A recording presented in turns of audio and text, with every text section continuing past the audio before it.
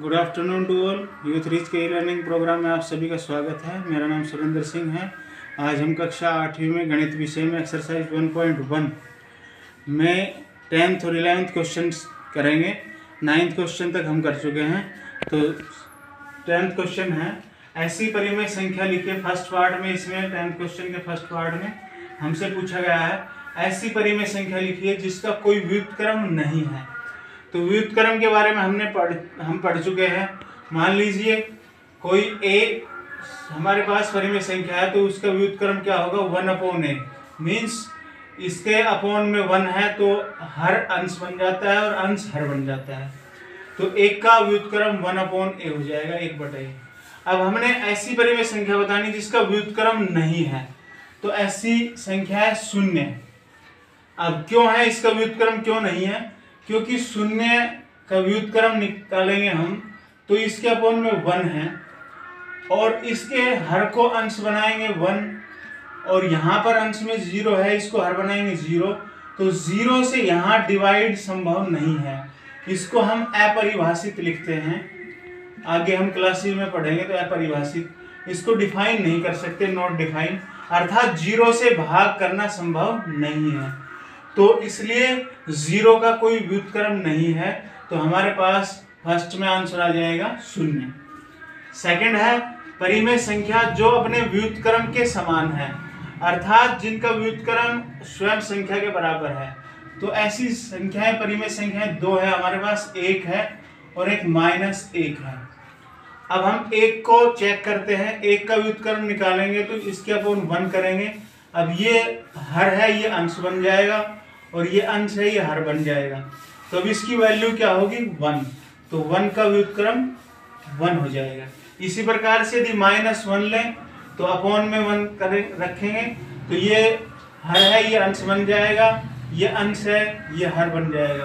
तो इसकी वैल्यू जब हम फाइंड आउट करेंगे तो -1 आएगा। तो इस प्रकार से ये हमारे पास 2 संख्याएं ऐसी हैं जो अपने व्युत्क्रम के समान हैं। अब परिमेय संख्या जो अपने ऋणात्मक के समान है, ऐसी परिमेय संख्या जिसका ऋणात्मक माइनस से मल्टीप्लाई करे तो इक्वल आए। तो ऐसी स्थिति में भी क्या है, 0 है हमारे पास। क्योंकि मान लीजिए हम 1 को गुणा करते हैं माइनस से या -1 से, 1 भी ले सकते हैं या सिर्फ माइनस से, तो ये साइन चेंज हो जाता है -1। अब 1 की वैल्यू और -1 की वैल्यू में अंतर आ जाता है। लेकिन 0 को यदि मल्टीप्लाई करें माइनस से, माइनस के साथ हम 1 ले सकते हैं, तो इसको मल्टीप्लाई करेंगे तो ये 0 ही रहेगा, अर्थात 0 का कोई ऋणात्मक नहीं है, ये अपने ऋणात्मक के समान है, 0 आ जाएगा। अब 11th क्वेश्चन में हमने फिल इन द ब्लैंक्स ये फिल करने हैं। फर्स्ट वर्ड है 0 का व्युत्क्रम। अब हमने 0 का व्युत्क्रम देखा था तो यहाँ 1/0 अपरिभाषित लिखा गया, तो यहाँ अर्थहीन लिख सकते हैं, नॉट डिफाइन, या अपरिभाषित, या ये भी लिख सकते हैं 0 का व्युत्क्रम नहीं है। तो इस तरीके से दोनों आंसर हमारे पास ठीक हैं। उसके बाद संख्याएं खालिस्तान तथा खालिस्तान स्वयं के व्युत्क्रम है, अर्थात ऐसी 2 संख्याएं जो अपने व्युत्क्रम के समान है। तो हमने सेकंड पार्ट में लिया था 1 और -1 स्वयं के व्युत्क्रम के समान है। उसके बाद -5 का व्युत्क्रम, तो इसका व्युत्क्रम निकालेंगे तो इसके अपॉन 1 करेंगे तो ये हर है, ये अंश बन जाएगा और ये अंश है, ये हर बन जाएगा, -1/-5। तो इसको हम -1/5 बोल सकते हैं। अब 1/x, यहाँ पर x बराबर नहीं है 0, इसका मतलब है यहाँ 0 नहीं है, 0 के अलावा और कोई संख्या है, तो उसका व्युत्क्रम क्या होगा, तो ये अंश है, ये ना, ये हर है हमारे पास और ये बन जाएगा अंश, और ये अंश है, ये बन जाएगा हर। मीन्स ये क्या होगा, x ही आ जाएगा, इसका व्युत्क्रम x हमारे पास आएगा। उसके बाद नेक्स्ट पार्ट में 2 परिमेय संख्याओं का गुणनफल। तो 2 परिमेय संख्याओं को हम गुणा करते हैं तो हमेशा परिमेय संख्या ही हमारे पास प्राप्त होगी। 2 परिमेय संख्याओं का गुणनफल एक परिमेय संख्या है। किसी धनात्मक परिमेय संख्या का व्युत्क्रम, धनात्मक परिमेय संख्या का मतलब है प्लस की जो है परिमेय संख्या होगी हमारे पास, उसका व्युत्क्रम भी जो है धनात्मक रहेगा, क्योंकि साइन चेंज नहीं होता है व्युत्क्रम में, सिर्फ अंश और हर को चेंज करते हैं, तो साइन चेंज नहीं होता है, ये धनात्मक ही रहेगा। तो अब इसमें एक्सरसाइज 1.1 ये हमारी कंप्लीट हो गई है।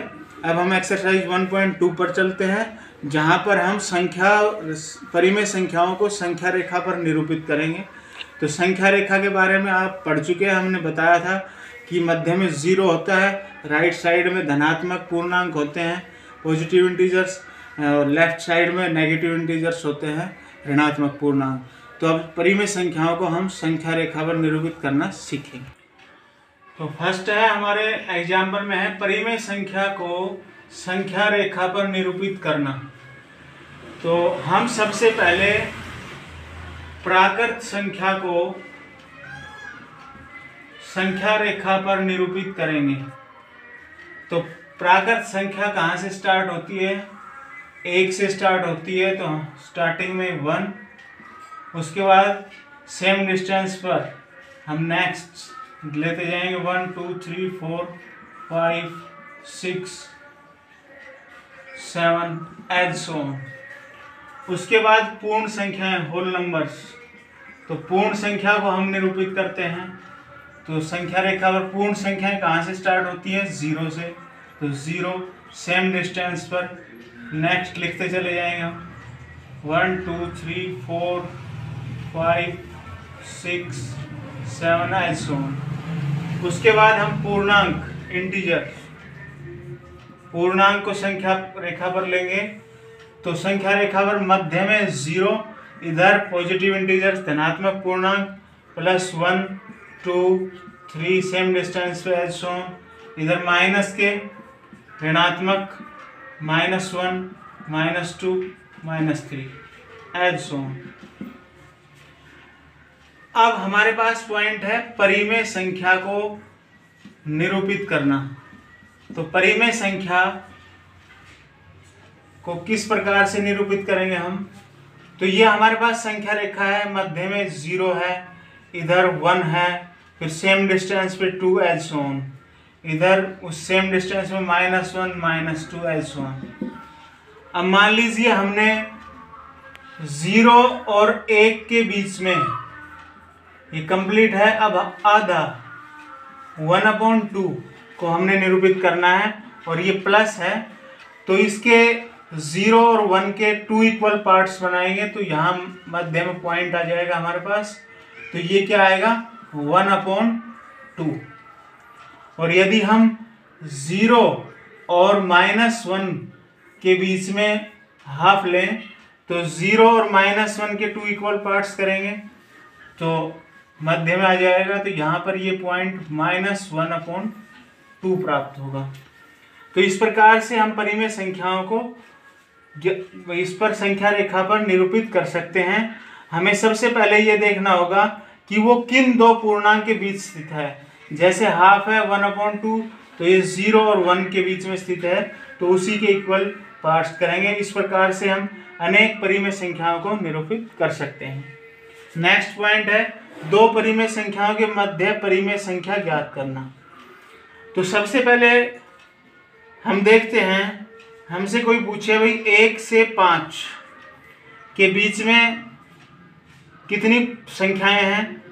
1 और 5 स्वयं भी परिमेय संख्याएं हैं, तो हम कहेंगे 2 3 4 इनके बीच में है। यदि हमसे कोई पूछे 7 और 9 के मध्य कितनी परिमेय संख्याएं हैं, तो या कोई संख्याएं हैं, तो 1 है 8, हम 8 लिख देंगे।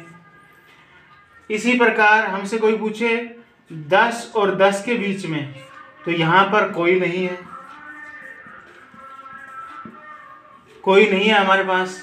तो हम क्या करेंगे, हमसे अब कोई पूछे कि परिमेय संख्या P/Q की फॉर्म में होती है, तो हमसे कोई पूछ ले कि 1/3 और 1/5 के मध्य क्या है, तो हम सबसे पहले क्या करेंगे, इनके जो डिनोमिनेटर हैं हर, इनको इक्वल करेंगे। तो इक्वल कैसे कर सकते हैं हम? किसी भी एक प्राकृत संख्या से अंश और हर को गुणा करना है। पहली परिमेय संख्या को मान लीजिए हमने 5 से कर दिया, तो हर में भी करेंगे तो ये आ गया 5/15, 5/15। इसी प्रकार दूसरी संख्या को 1/5 है, 1/5 को भी हमने किससे करना है, अब डिनोमिनेटर सेम लाना है, तो यहाँ 15 आया है, तो 5 को किससे मल्टीप्लाई करें 15, तो 3 आ जाएगा यहाँ पर, तो यहाँ पर 3 आ जाएगा, तो 3 बन जा 3 और 5 3 जा 15। अब डिनोमिनेटर सेम होने के बाद में हम देखेंगे न्यूमरेटर में 3 और 5 है, तो 3 और 5 के बीच में हमारे पास परिमेय संख्या या संख्या है 4, तो 4 हमारे पास प्राकृत संख्या है, तो इन दोनों के मध्य परिमेय संख्या 4 जो सेम डिनोमिनेटर है हर है वो एक जैसा आएगा, तो 4/15 इन दोनों के मध्य स्थित है। तो इस प्रकार से हम अनेक परिमेय संख्याएं ज्ञात कर सकते हैं। दो परिमेय संख्याओं के मध्य अनेक परिमेय संख्याएं हम ज्ञात कर सकते हैं। तो आशा करता हूँ U3 के ई लर्निंग प्रोग्राम में ये विषय आपको आसानी से समझ में आया होगा, और इससे रिलेटेड जो भी प्रॉब्लम है वो हमसे शेयर करेंगे और क्वेश्चन अवश्य पूछेंगे। Thank you.